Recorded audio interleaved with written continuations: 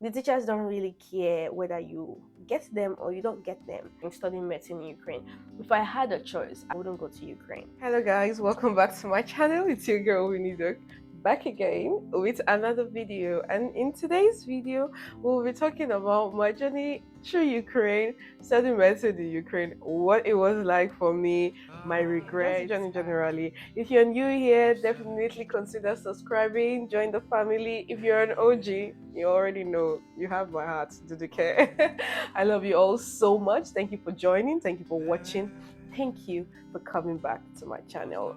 Anyways, without further ado, let's get right into this video. Just quickly be going through my journey through medical school in Ukraine, my regrets, what I wish I knew before going into medicine in Ukraine. So I got into Ukraine in 2014. I think at that time the war just started, but I didn't even know about the war at the time when I got into Ukraine, to be honest.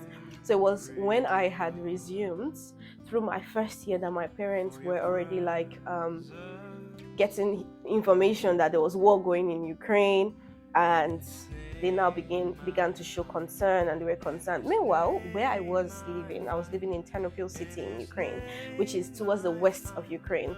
There was nothing happening there. It was mostly in the east that the war was, the like Crimea, Russia area, that the war torn zones.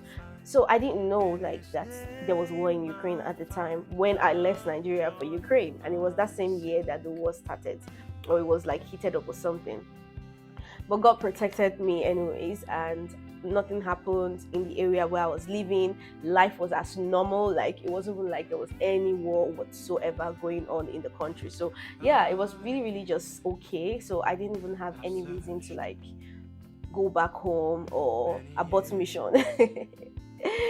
Abort mission of any sort. Now, when I was in Ukraine studying medicine, was because I had been in Nigeria and university doing medicine before coming to Ukraine, and my journey has been long. I will not bore you guys with the details of it. I will just leave a link to my story and my journey through medical school in Nigeria and then coming to Ukraine.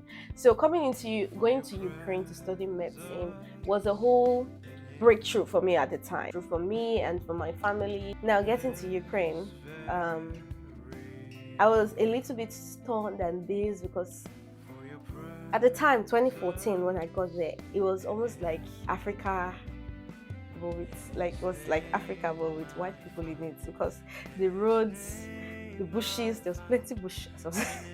There's so many bushes. Oh, from my way to the airport to the city where my school was, I was thinking to myself, I been kidnapped me. I'm about being scammed or something.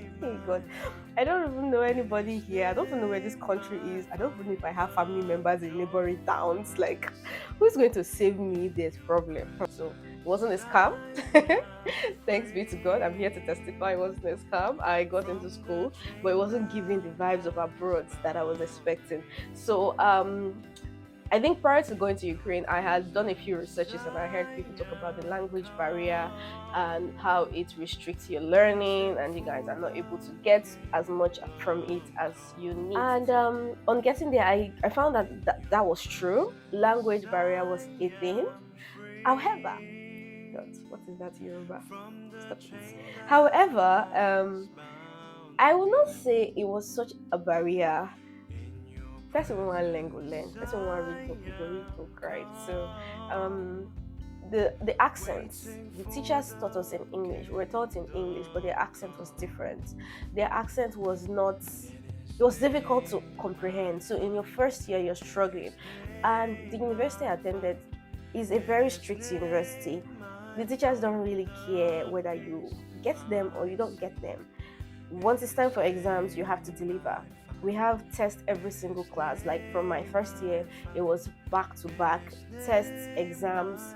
You had to study bogus, like really mighty materials. Like you just all our study materials were online, so they would always have it on the school portal, and you just have to go online and read it. And you'll be seeing 130 something pages of things that you need to study for class for tomorrow. It's like, so you were like constantly on your toes, but that language barrier was a thing, right? So there are things you don't understand, and you wish you could get the teacher to explain to you, but then when they are explaining with their accents, you can't quite get them because it's so difficult. And sometimes they are saying something, then they mean another thing, but you don't really get it, and you're confused because you're like, it doesn't make sense what you're saying, but what you wanted them to say is what they're saying. I don't know if you get what I'm saying, but like, language barrier was a real thing, and it took a while for my ears to get accustomed to their tongue, to get to understand one what they mean when they say a certain thing in that regard. So language barrier was a thing, and it was a bit of a hindrance to our learning in Ukraine, studying medicine in Ukraine. If I had a choice, I would study in an English speaking country. I wouldn't go to Ukraine, but the English speaking countries are so expensive. Quality of education overall in Ukraine, it could be better. It could be better, I would say.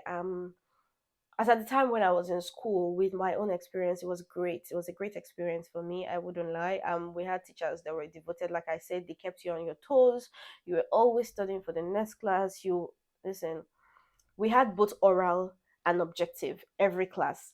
I'm not joking. Every single class. In fact, it's when I think about it, I'm like, wow, we went through it back then because every single class exams. Why? I mean, it was good, but why? Why did you have to punish me like that? Why can't we just do it maybe at the end of the week or the month or the end of a module? Like, why do we have to have exams and tests every single class? It was so traumatic. But it was us trying to struggle with learning these materials. Medicine, as you know, is huge. Medicine is big. Medicine is vast. It's just everywhere. You're plenty. You're big. So there's so much you need to learn, so much you need to know. So it's you're struggling with learning all this plenty material and also trying to understand your teachers in class and making sure that you don't fail the class because you have to pass each class. It's not about passing your exams. It's passing each class because if you don't pass a class, you cannot even take the exams. Mind blowing. That was my university. Shout out to you guys. Tenofil Medical University. You made me who I am today. Shout out. And I can survive anywhere at this point in time. It was such a journey, but that was one of my concerns studying back in Ukraine anyways. And another thing I would say was a huge challenge. I mean, the language was the major challenge. A lot of people had racism experience back in Ukraine. And as much as I hear them out, I didn't have it. I think that was a challenge for a lot of people mentally.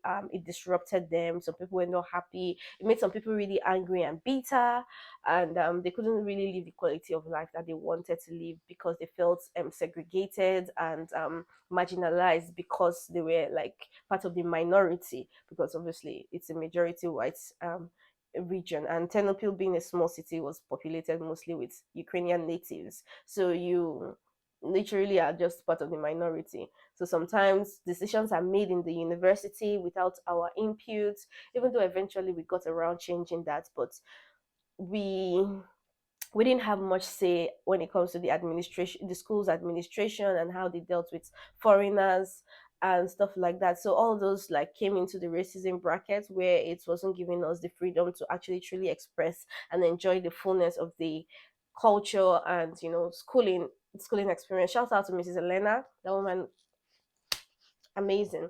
She was just in support of foreign students back in my university back in that time. I think she still does it. She would always advocate, and whenever there are meetings, parliament meetings, she would call some of us that she felt like we're ready to be involved in other extracurricular activities, organize charity events, and she would involve us. So we're not just about the school, we're able to interact and socialize and get integrated into the system. Now in that kind of system where there is racism, it is hard for you to want to bring yourself out there because you're thinking, even amongst your people, you feel like, oh, what's this person thinking about me? Should I go? What would people say about me?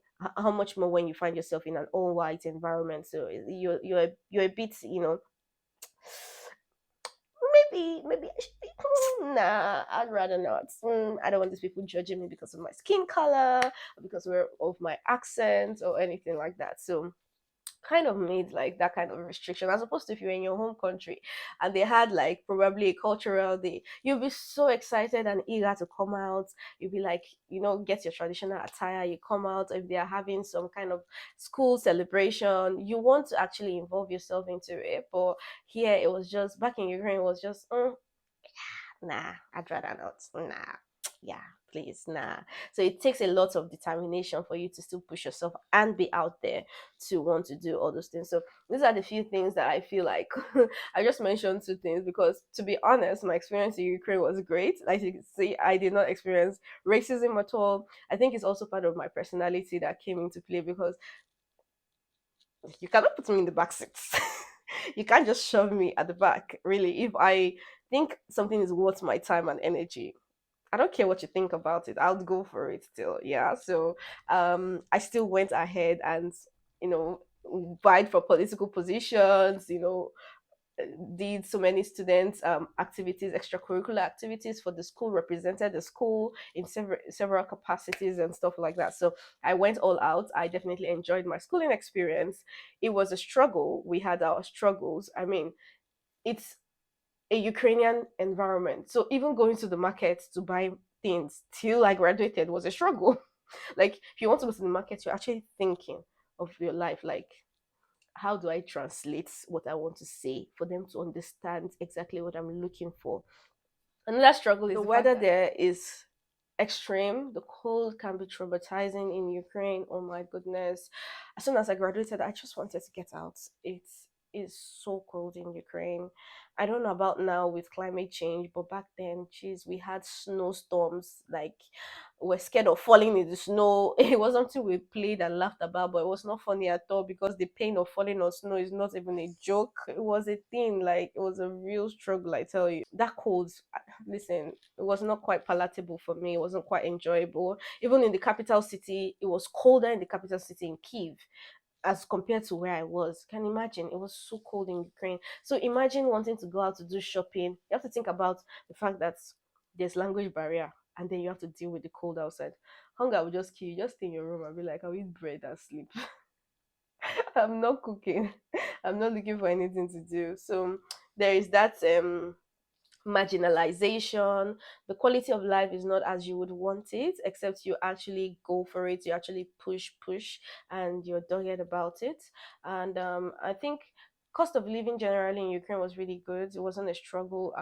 Things were very affordable in Ukraine. I wish Ukraine, the war would just stop in Ukraine so that I can go and buy things in Ukraine and come back to the UK, because this UK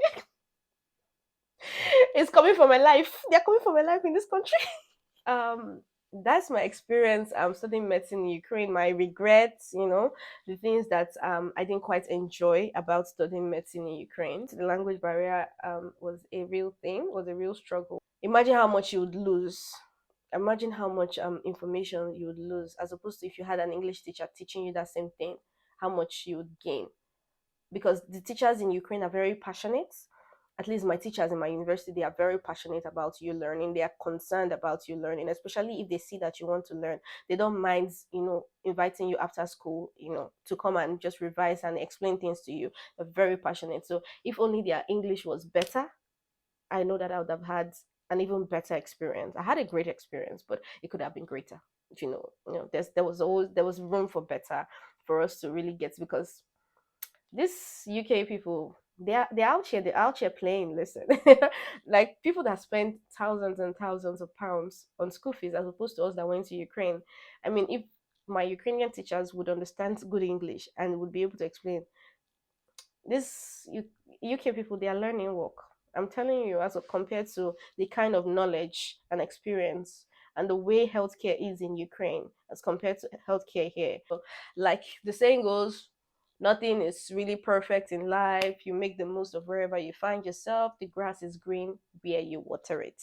So I graduated from Ukraine, and my grass definitely is. These are just the few hindrances. And if you are looking to go to Ukraine to study medicine, because I know the war is still on, but then I know that there are still some people applying to go there to study. There are people that are applying to get admission to go to Ukraine. So if you want to go into Ukraine to study medicine, think about these things and think if it's something that you're willing to push against. These are the odds you would have to fight against. If you have the money, go for an English speaking country. That's my advice for you. So the next time you see me on your screen, stay fabulous. Don't forget to like this video, leave a comment in the comment section. Let's interact, let's get to know each other. Subscribe to my channel, like this video. Until the next time I see you, stay fabulous. I love you guys. Bye.